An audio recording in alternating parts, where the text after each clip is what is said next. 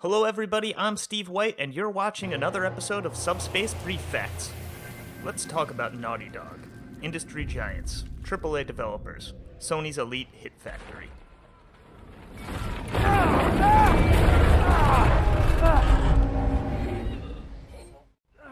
Today, when we think of Naughty Dog, the first titles that come to mind are modern classics like the Uncharted series, The Last of Us, games which pushed the PlayStation 3 to its limits and took storytelling in games to new heights. It's nice, but I think it's stuck. It's not... What? No.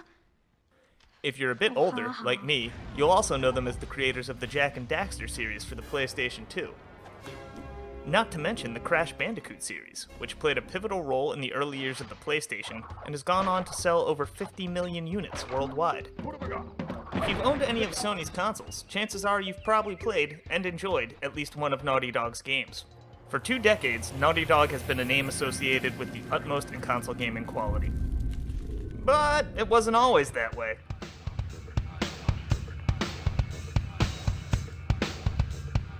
Today, we're taking a look at Way of the Warrior for the 3DO, one of Naughty Dog's first major console releases, and a game which, depending on who you ask, is either a cult classic or a legendary flop.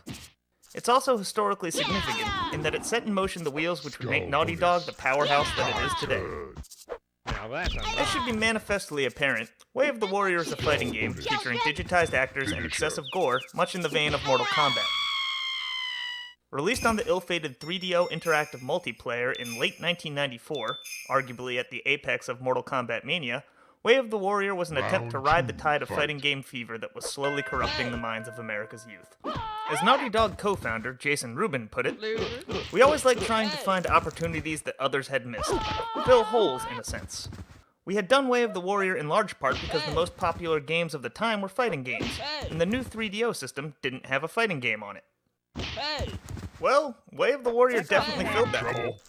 In fact, it actually outsold the 3DO's ports of Super Street Fighter 2 Turbo and Samurai Showdown. Back off, pal. But did it do that on the merits of its own quality, or simply because it was one of the first fish in a very shallow pond? You had such a big head. Well, take a look. You be the judge. To even look at Way of the Warrior is to really get a feeling for what type of game it is. It controls like a weird pastiche of Street Fighter and Mortal Kombat, and incorporates the panning and zooming that were the hallmarks of SNK fighters of the era. In short, to put it kindly, it's a highly derivative work. Watch it. To quote Andy Gavin, Naughty Dog's other co-founder, "What we tried to do was take everything good from all other fighting games and combine them into Way of the Warrior. We've added unique features with better graphics, sounds, 3D backgrounds, special magic, and potions, panning and zooming, background interaction, and larger, more detailed characters. In short, Way of the Warrior attempted to be everything at once. But to look at it, let alone play it, is to know that it really didn't succeed. Shaky Jake wins. The control is a bit wonky. The AI is painfully merciless. With a few exceptions, the actors don't really appear to be trained martial artists, and the production values, outside of a few CG sequences, appear to be non-existent. But don't take it from me. As Naughty Dog themselves actually admitted on their own website, alright, we'll admit it, this game was a total hack. Nobody makes games this cheap. The most expensive costume in the game was $150. Our friends got paid $25 to be the characters. It was made on 2 old Macintoshes. So, if you've come here for a review, here it is. Way of the Warrior isn't very good. But it's got a certain undeniable pluckiness and charm, and if you know the particulars of the game's development, that charm only grows and grows. During the development of Way of the Warrior, Naughty Dog was a bit of an unknown quantity, most known for developing a handful of Apple II games and the Genesis cult classic Rings of Power, which is actually more famous for containing a hidden picture of a nude woman than its actual gameplay. Also, they were broke. Finisher. Most sources I can find suggest that the company was figuratively, if not literally, bankrupt. That being the case, you really can't blame them for trying to swim in Mortal Kombat's wake. You're in trouble. Way of the Warrior was made for a meager $100,000. While that's not chump change, it is remarkably small for a video game budget, even by early 90s standards. And given the size of Naughty Dog's operation at that time, it may well just be that this covered basic costs of living as well as production expenses. Nevertheless, Naughty Dog made it happen. Naughty Dog called on friends, family members, colleagues, and if you believe at least one FAQ, ex-girlfriends to round out the cast. All of the game's footage was shot in a small Boston apartment. So small, in fact, that Naughty Dog actually had to position cameras in their building's hallway to get the right focal distance. Shish kebab. Again, to quote an archived version of Naughty Dog's website, Wins. our neighbors were always walking by, looking in our door at guys in ninja costumes dancing around. We never explained it to them. They were pissed. Put him down.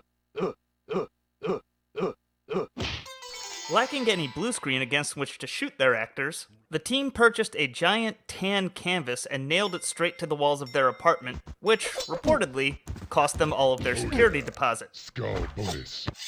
Oh yeah. Corners were also cut in the costume budget as well.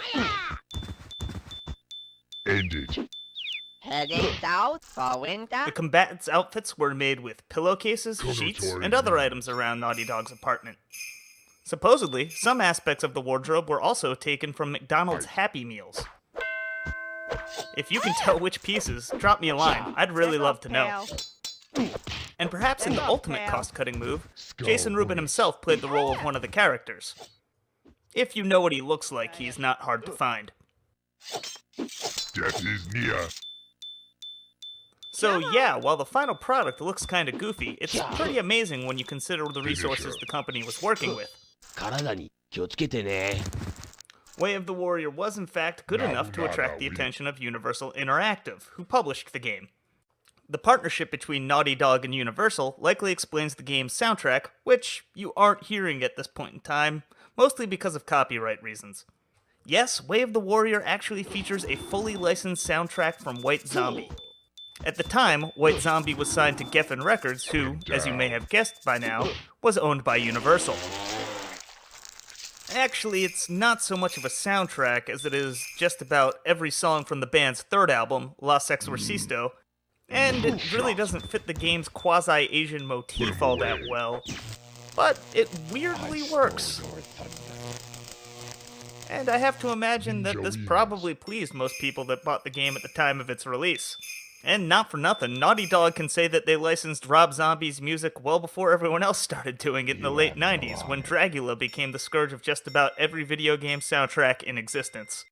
Ultimately, Universal was pleased with the finished product. Specifically, Way of the Warrior caught the eye of Mark Cerny.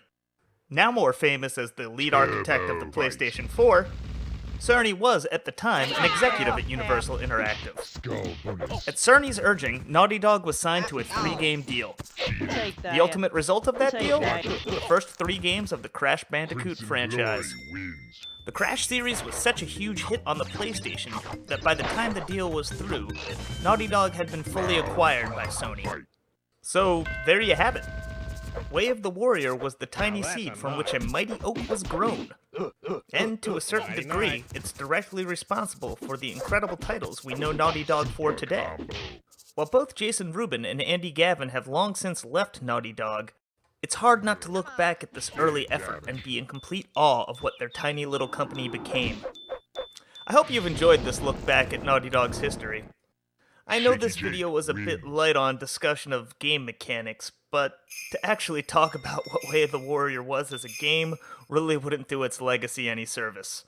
But, for what it's worth, if you were rich enough to own a 3DO back in 1994, I don't think it was technically possible for you to be disappointed. And, actually, the game still has a dedicated cult following. That's a night. Just take a look at the few FAQs that are out there in the wild. You'll see that people were incredibly passionate about this game. In sum, Way of the Warrior, a fair to middling game with an amazing historical legacy and backstory. Denied. So, until next time, this is Steve White for Subspace Briefcase, signing off. You have fought well. This video has been rated M for lifelike violence.